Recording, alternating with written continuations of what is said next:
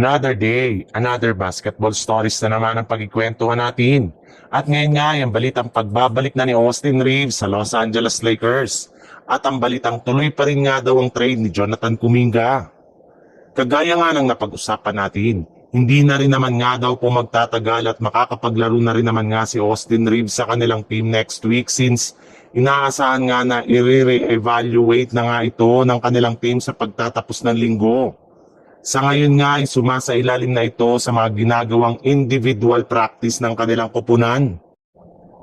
Kaya isang napakagandang balita nga ito para sa kupunan ng Lakers gayong ilang araw na lang naman nga ang ating hinihintay at siguradong mabubuo na sa wakas ang Big 3 ng Los Angeles Lakers na sina LeBron James, Austin Reeves at Luka Doncic.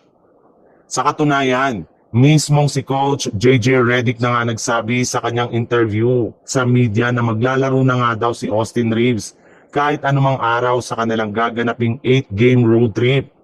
Kaya isang magandang balita nga ito para sa kanilang kupunan lalo pat kailangan nga nila na maipanalo ang kanilang mga susunod na laro ngayong regular season kung gusto man nila na makaangat sa standing ng Western Conference. Sa ibang balita naman, nagkaroon nga ng impressive na performance si Jonathan Kuminga sa naging laro ng Golden State Warriors kahapon laban sa Toronto Raptors matapos siyang magkaroon dito ng 20 points sa kanyang 7 out of 10 shooting sa field goal sa loob lamang ng 20 minutes niya na playing time.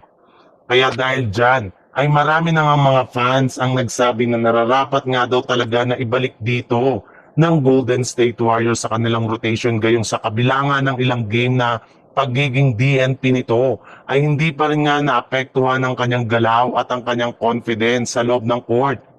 Pero sa kabila nga ng papuring natanggap ni Kuminga sa kanilang last game, ay wala pa rin naman nga daw tiwala sa kanya ang kanilang head coach na si Steve Kerr. Dahil bukod sa hindi pa rin niya ito binibigyan ng malaking playing time, ay pinaglaro lamang niya ito ng garbage time. Meaning, tambak na nga ang Golden State Warriors ng paglaruin ni Coach Steve Kerr si Kuminga laban sa Raptors kung saan kahit ano man ang gawin nito ay wala rin naman nga siyang magagawa para mabuhat pa ang kanilang team.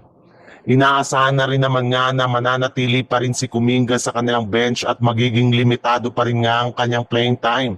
Lalo pat malaki na nga ang tsansa na i-trade nila ito ngayong season.